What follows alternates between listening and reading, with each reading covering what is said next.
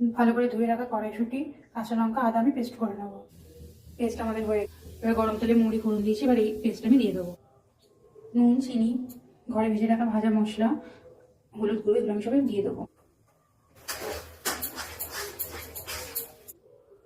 হয়ে গেছে আমাদের কড়াইশুঁটির পুর রেডি। এখানে আমি আটা ময়দা মিশিয়ে নিয়েছি, সাথে নিয়েছি নুন, চিনি আর সামান্য তেল। এটা ভালো করে ময়াম দিয়ে মাখিয়ে নিয়ে একটা ডো তৈরি করে নেবো।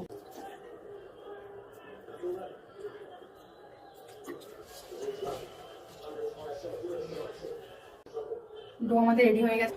এখানে কড়াইশুঁটি পুরো রেডি, এবার আমি এগুলো এক এক করে ভরে নেবো।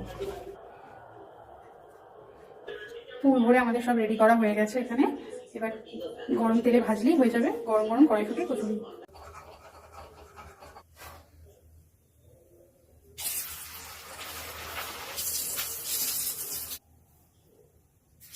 এই গরম গরম কড়াইশুঁটির কচুরি রেডি হয়েছে।